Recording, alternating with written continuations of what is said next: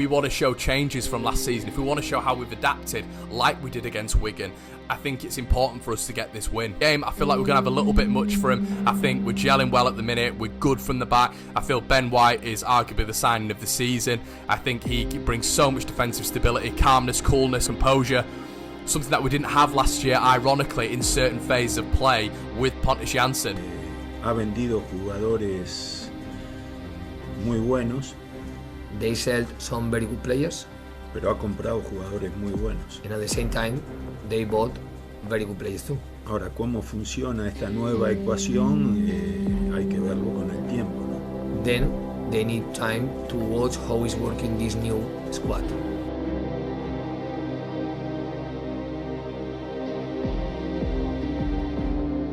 They have the ball back.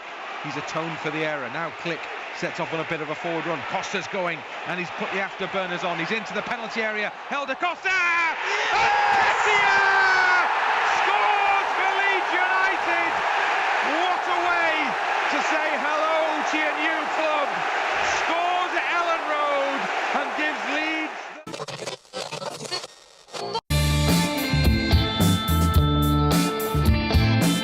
Hello everybody, hope you're doing fantastically well, and we are back here with your Brentford versus Leeds preview.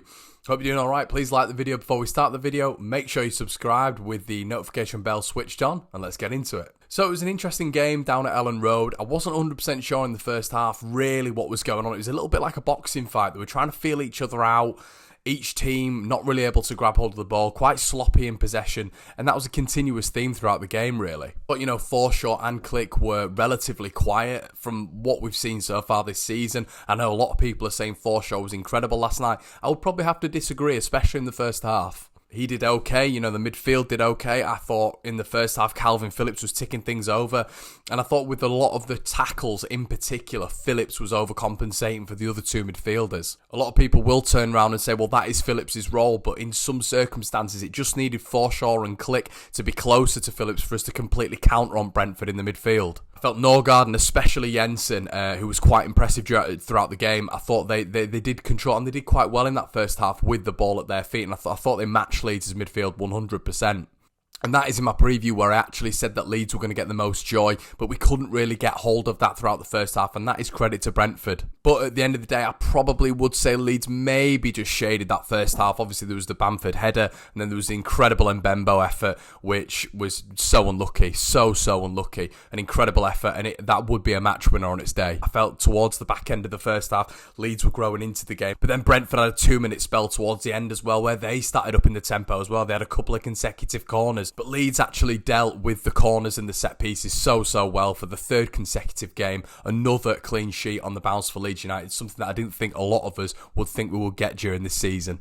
But as Salford, as Wigan, you know, as Bristol City, we've been able to, and as Forest in the majority of the game, we've been able to compete with the bigger teams and we've been able to keep them out. There wasn't that much to comment on really. There's not that much action that happened aside from those two real action moments of actions for both teams. Bamford should have scored, and Mbembo was really unlucky with that left-footed strike that hit the post.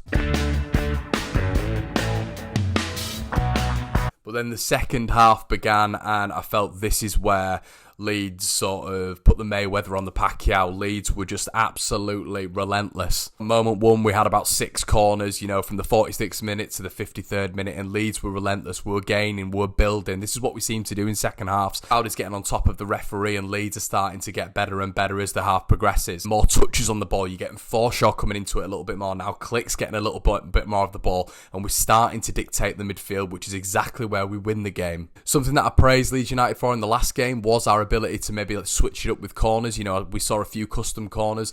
It didn't really happen this time. You know, it was the same sort of lumped balls in from Calvin Phillips, who was putting some lovely balls in, but I just feel that needs to be varied from Leeds United sides. We're not big enough, we're not imposing enough, and it is difficult, you know, when Leeds are putting balls in. You've got Janssen now in the 6-yard box and Pinnock. And then the danger man came on, Costa, who straight away you could see they were backing off him. He was able to turn quite a few times. There was 2 or 3 times where he turned and tried to have a go. It didn't work off for whatever reason, maybe a little bit of a dodgy touch, but that's all Helder needs. He just needs to get into his stride, and you could see something was building there. And Helder, Costa and Leeds started taking possession then. We started taking control of the game. in an offensive stance as well. Then the board came up and a massive cheer went throughout the ground as Eddie Nketiah was welcomed to his first home debut. Right away, he's just terrifying. The kid is absolutely terrifying. He's got the Ian Wrights about him down to the nutshell, which was great because Ian Wright was in the crowd. He's got such Ian Wright composure, such Ian Wright pace, frightening ability to finish as well. His positional awareness is just top drawer, and you can tell why Arsenal want to keep hold of him and make him their number 14 striker. I don't know, you could just sense something was coming when Eddie came on for me. You could just sense something. We had Costa, we had Eddie on. The last time this partnership really felt together was against Salford with that. And ironically, the carbon copy came. I mean, there was a little bit of a melee when I think it was Rico Henry went on the floor and Berardi, him and him, they had a tumble. It was 50-50.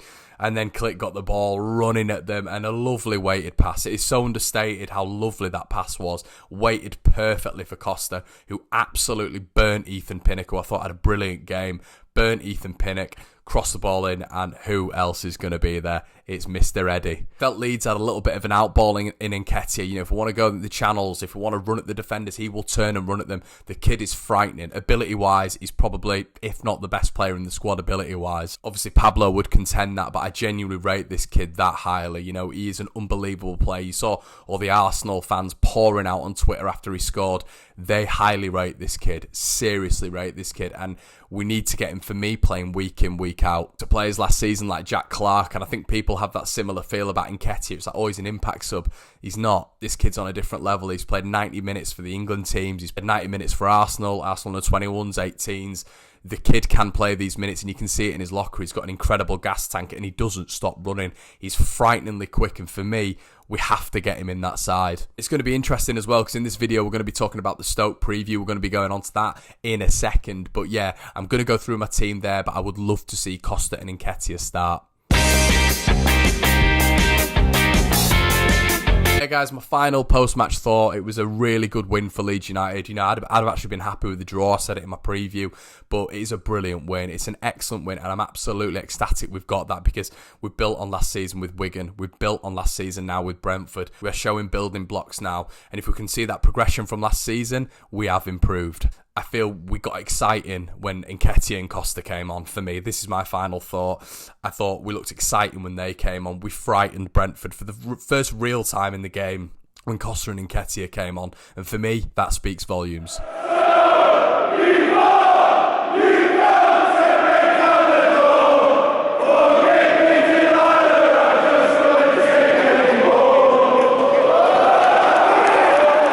And Shawcross had a really good game and looked a very good partnership.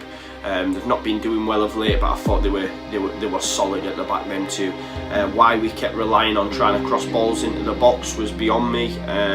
You know, Ruth's good in the air. He's showed that this season, but unless it's pinpoint, you ain't getting past them two. To be fair, tactically, I have to say Nathan Jones got it absolutely spot on. I think you could even say it's potentially a tactical masterclass from Nathan Jones, because I've not seen a team restrict us for the majority of the game like Stoke did today. I think totally and utterly restricted us. You know, we didn't allow us to attack in the spaces we like to operate in. Leeds United's performance at Stoke today, I thought it was pretty abject. I thought it was pretty poor. There was nothing really to it. I thought we were second best to everything.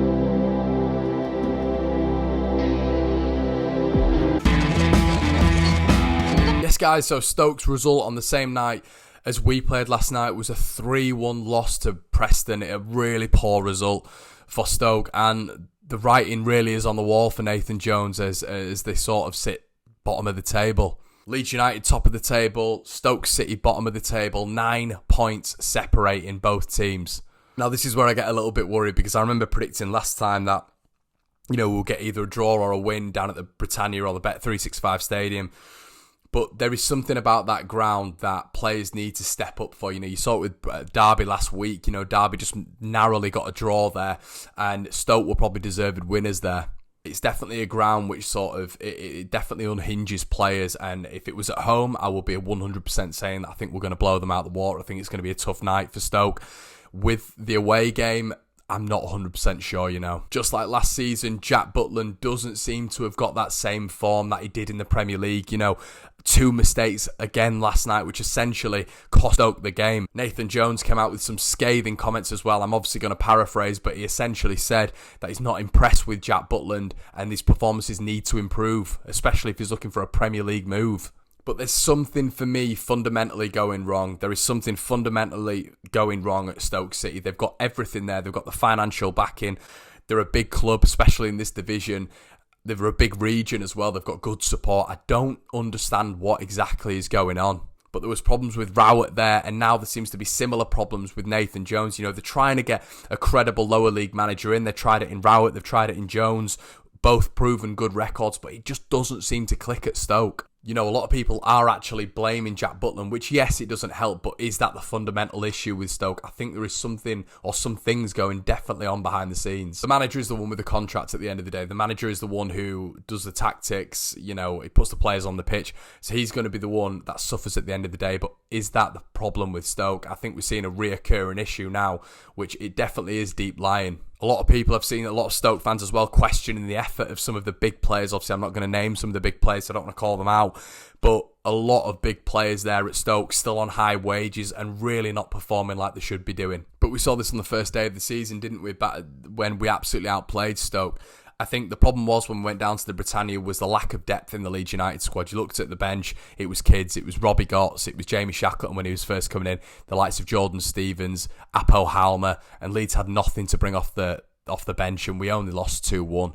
What we will do well in this game is sitting someone on Ryan Woods. I think Ryan Woods, who is essentially their playmaker from the back. He was a wonderful player at Brentford as well. They bought him, and essentially he screens the back line, and I just think if we manipulate his play, Daniel Johnson did it yesterday with Preston. He sat on Ryan Woods. They couldn't get anything going. They couldn't get anything ticking. And I think if we want success at the Britannia, where the fans are going to be on their side, I think it's absolutely essential, like we did with Saeed Benrahma when he came on, to keep their main player, Ryan Woods, quiet. Definitely mistakes in that Stoke side. You know, if we're high pressing, if we've got bundles of energy, hopefully we've still got the same sort of team that's going to be, you know, playing that we saw last night. I think this is a chance to start Nketiah. I think it's a chance to start Costa. We can press them high, and Nketiah will have the fear of God in someone like Shawcross. I just think we've got to think tactically about this game, and if we can completely do them on the floor, do them in the channels as a team, I think that's going to massively benefit Leeds. I'm just hoping we're not going to go one up top again. I think it should be two up top, or it should probably be Nketiah, which is going to be unpopular for a lot of Leeds fans watching. I just think when you look at Stoke and how we went there last season and how we didn't really have anything up front, we weren't quick enough. There wasn't enough pace in the side, and I feel when teams get at Stoke, it is with pace, and Stoke struggle to deal with it. You know, they've got a little bit of an age inside, and I feel like when you get someone like Nketiah on the ball who's going to terrorise them, what more can you say? I mean, what else does this kid need to do? He's played about 25 minutes altogether for Leeds as a whole, and he scored 3 goals. The kid is a complete assassin, and Stoke will be terrified for him, and I think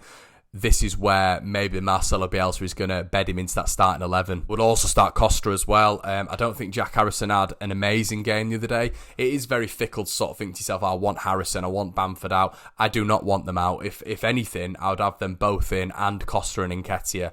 I just think the ruthlessness of how Costa and Nketiah are, especially when they're on the field together, I think it's going to be a good night at Vienna for a team like Stoke. I just genuinely don't think they're going to be able to handle the pace. I think with Stoke as well, we need to be getting the ball in behind so Nketiah and Costa can run onto it. I don't think we should be playing in front of them, because that's where they had the joy against us last time. They were able to just intercept and bully us, really. And I think that's essentially what they'll try to do. I think that's what Jones will see this game, and he'll say to the players, look, we revitalised it a little bit last season with the win over Leeds. Let's try do it again. I think they'll try do that by playing in front of Leeds. I think they'll want us to be in front so they can see all of the players, make sure we don't get in behind, and Leeds need to alter so we do get in behind. Yeah, guys, my score prediction, I'm going to go with a Desmond. I'm going to go with a 2-2. I think it's going to be a really tough game. I don't think any game down there is easy. You know, a lot of Leeds fans I will probably disagree with that, and I would be okay with a 2-2 draw. I want a win, but I don't think we should be looking at the table yet. So every game is its own game, and I think we should be going to Stoke, and with them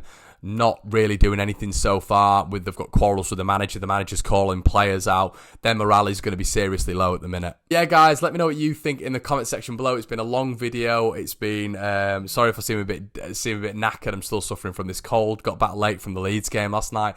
Hope you're doing fantastically well. If you've enjoyed it, please like and comment and subscribe, and we'll see you in a bit.